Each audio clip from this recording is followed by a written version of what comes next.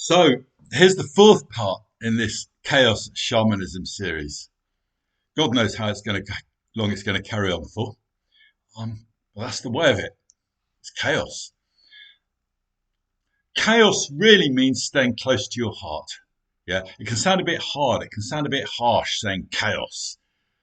Yeah, it's like there's no center, there's no feeling, or it's an idea, and it's not like that. It's about remaining close to your heart because your heart doesn't work in that rational, human, ordered kind of way.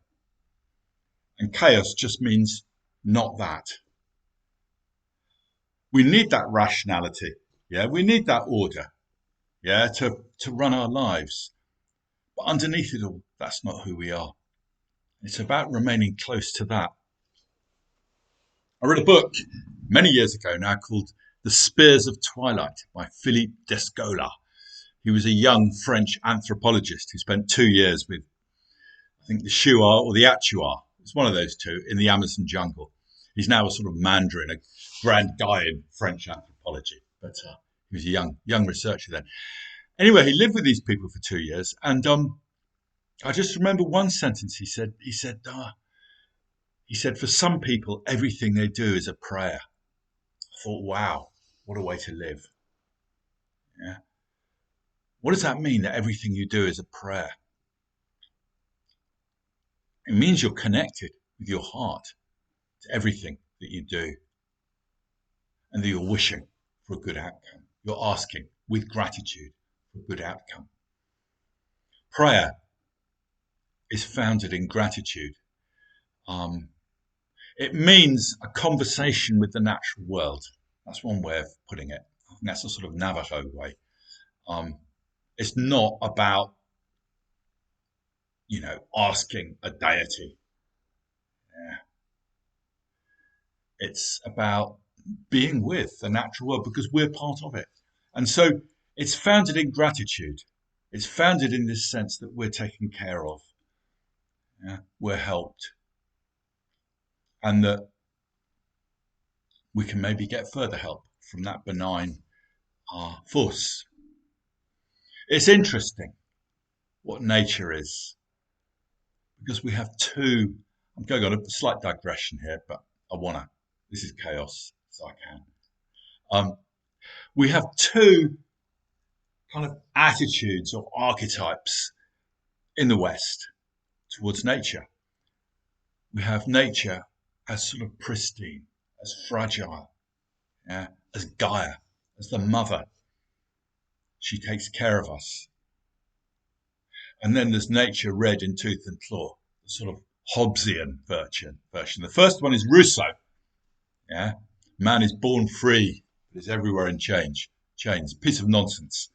Yeah, and although we do know how to play and we forget how to play, but that's something else. And then the Hobbesian one, life is nasty, brutish, and short. I can't remember if he actually said that, but we have these two archetypes of nature running alongside.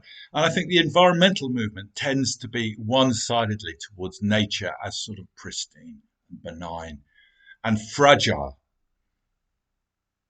And we must protect her from the nasty humans. That's the underlying feeling. And of course, that gets mixed up with shamanism. Yeah, because of course we love the natural world. We feel we're part of it.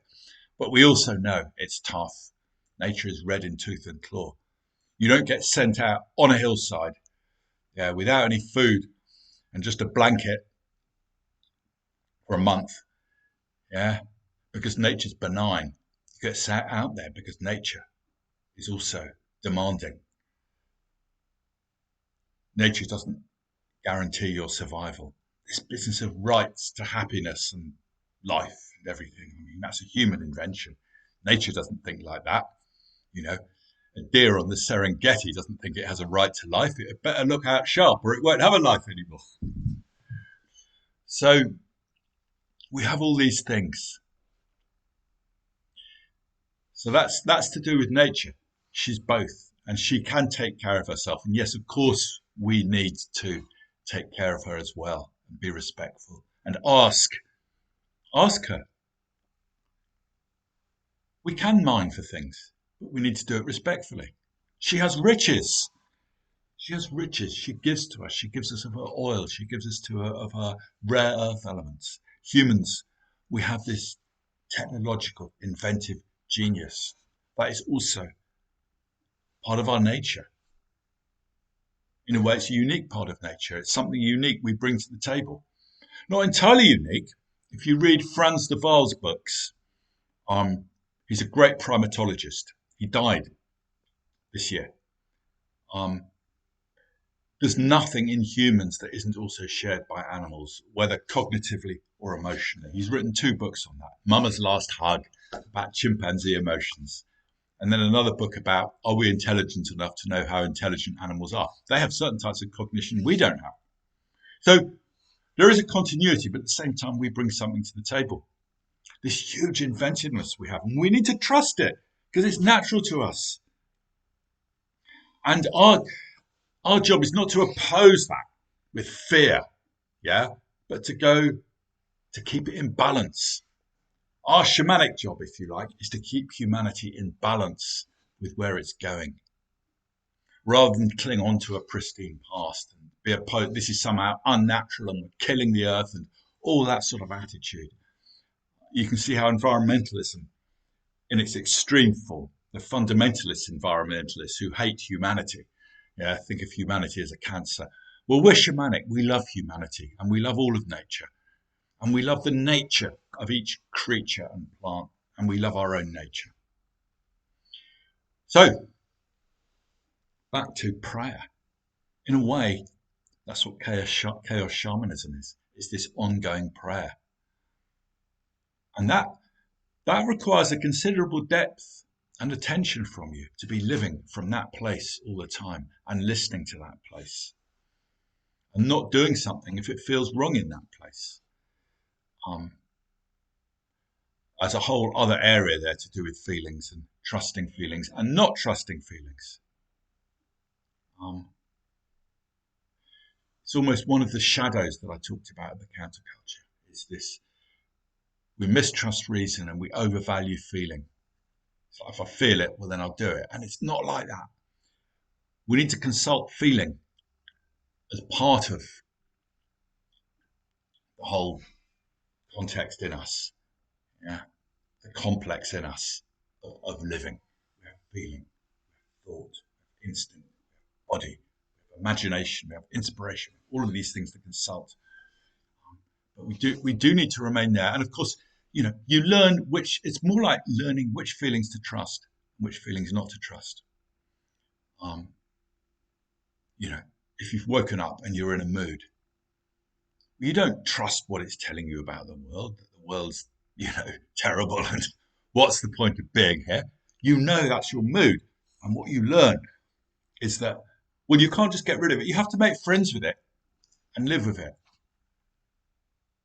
We learn to tolerate ourselves, as one therapist told me. She says what she sees herself doing is helping people tolerate themselves. So we're tolerating certain feelings. We're learning to live with them, make friends with them, stop judging them. Don't act on them. We need to hold ourselves. On the one hand, we're not putting ourselves down and judging ourselves, but on the other hand, we're quite rigorous with ourselves. We need to be honest with ourselves. That's a whole other area. I think I'll just stick with prayer for this one, because that's essential. And it's what pipe ceremony is about, sweat lodge is about, is prayer. It's about sitting with your life, giving thanks for what works in it. We forget to give thanks for food and shelter and friends and family. We think, the world's in a terrible state and this society's awful. Actually, it really takes care of us. And yes, it's out of balance in many ways. That's our nature as humans, as we get out of balance. Regular creatures, they know how to live. We're still working that one out. We're the newborn ones. Anyway, so this ongoing prayer, that is another way of saying what chaos shamanism is about. I'm not convinced I've got the right word yet with chaos shamanism. Maybe I'll end up calling it something else, but that's a whole other thing. Chaos has got a lot going for it. Anyway, we'll leave it for now.